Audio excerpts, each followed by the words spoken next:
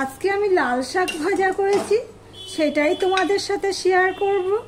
তাহলে ভিডিওটি স্কিপ না করে পুরোটা দেখার অনুরোধ রইল। আমি কিভাবে লাল শাকটা ভাজা করলাম।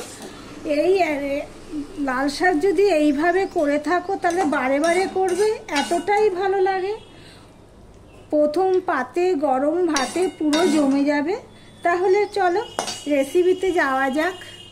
বন্ধুরা, আপনারা দেখছেন কুকিং হাউস অফ অনিমা। বাঙালির এই গরমে গরম ভাতে প্রথম পাতে শাক যদি এরকম একটা থাকে তাহলে কোনো কথা হবে না।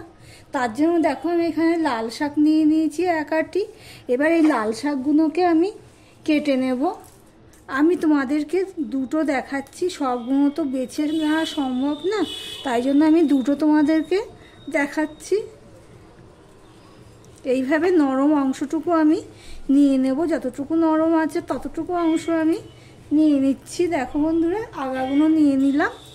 এবার শাকটাকে আমি কুচিয়ে নেব। কিভাবে, বেশি কুচানোর দরকার নেই, কেননা একদম কচি শাক তো, তাই জন্য একটু বড় বড় করেই আমি কেটে নিচ্ছি। দেখতে থাকো বন্ধুরা।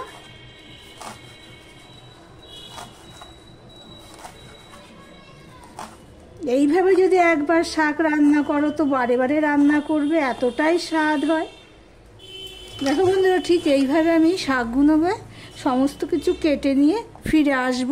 সঙ্গে থাকো বন্ধুরা। এখানে একটা কড়াই বসিয়ে দিয়েছি, কড়াইটা গরমও হয়ে গেছে। এবার দিয়ে দিলাম পোস্ত।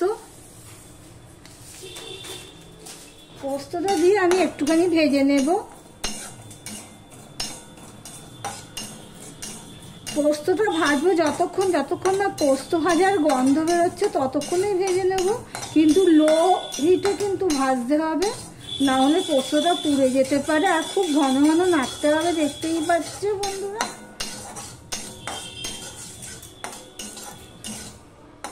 দেখো ফটফট শব্দ হচ্ছে, এখন আমি এটা তুলে নেব। এবারে পোস্তটা তুলে নিয়েছি। এবার আমি এখানে 1 ফোঁটা তেল দিয়ে দিলাম, অল্প একটু তেল দিয়ে দিলাম সামান্য। আর এখানে দেখো আমি শাকগুলো সব ধুয়ে নিয়ে চলে এসেছি। এবার আমি এই শাকগুলো দিয়ে দেব। অল্প তেলে আমি শাকটা একটুখানি ভাপিয়ে নেব বা মজিয়ে নেব, যাই বলো না কেন। এই পর্যন্ত যারা ভিডিওটি দেখছো লাইক দিয়ে কন্টিনিউ করো।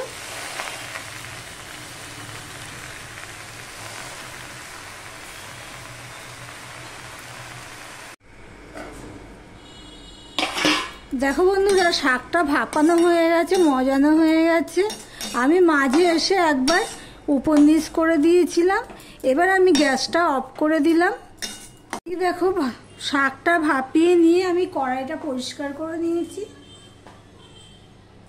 এবার দিয়ে দিচ্ছি সাদা তেল।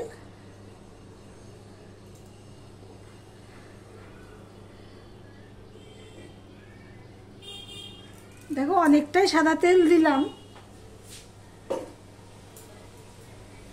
কেন দিলাম দেখো, এই বড়িগুলো ভাজবো বলে।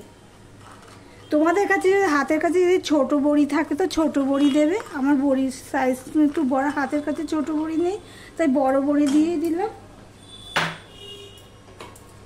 বড়িটা এবার লাল লাল করে ভেজে নেব। দেখো বড়িটা লাল লাল হয়ে ভাজা হয়ে গেছে। এবার আমি এটা তুলে নিচ্ছি।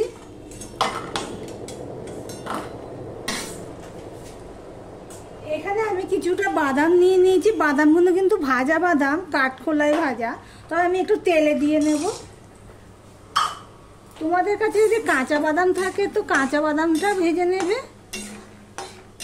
আমি তেলের মধ্যে ভেজে নিচ্ছি একটুখানি। দেখো বাদামগুলো ভেজে আমি বড়ির মধ্যে তুলে নিয়েছি। এবারে দুটো শুকনো লঙ্কাকে আমি এইভাবে একটুখানি ভেঙে দিয়ে দিলাম।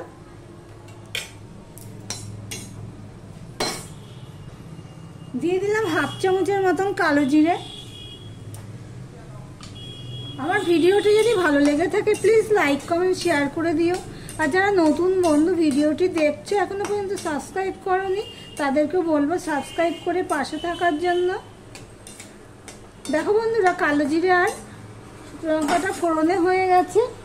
এবার আমি 1 মুঠো রসুন থেতো করে নিয়েছি সেটা আমি দিয়ে দিলাম। আর যারা নিরামিষ খাবে তারা রসুনটা দেবে না, সম্পূর্ণ নিরামিষ খাবে যারা রসুনটা দেবে না, কালো জিরে আর শুকনো লঙ্কা দিয়েই ভেজে নেবে। এবার রসুনটাকে আমি হতে দেব। দেখো বন্ধুরা, রসুনটা লাল লাল হয়ে ভাজা হয়ে গেছে। এবারে যে ভাপিয়ে বা সিদ্ধ করে রাখা শাকটা আমি দিয়ে দেবো। একসাথে দিলে কি হবে বলতো, তেল ছিটতে পারে, সেই জন্য আমি এইভাবে দিয়ে দিচ্ছি।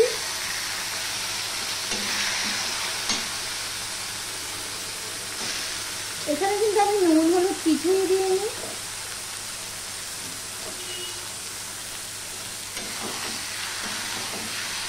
এবার দিয়ে দিচ্ছি নুন আর হলুদ। আমি অল্প নুন দিলাম, কিন্তু পরে বুঝে নুন দেব।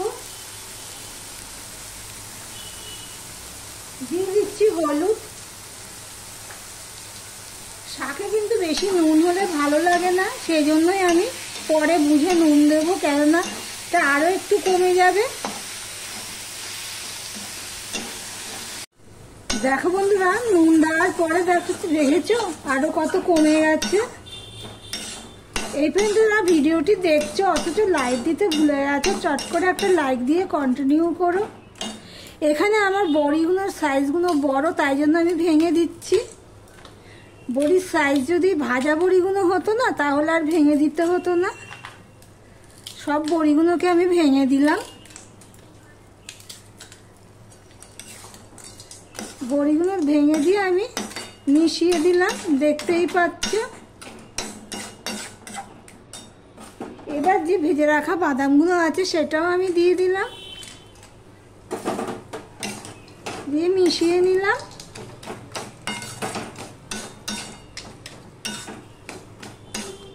দুটো কাঁচা লঙ্কা আমি চিড়ে রেখেছি, যাদের ঝালের প্রয়োজন হবে তো কাঁচা লঙ্কা দুটো দিয়ে দিলাম। দিয়ে দিলাম ভেজে রাখা পোস্ত দানাগুলো,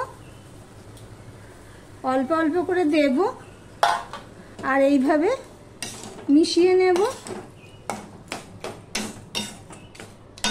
আবার অল্প অল্প দেব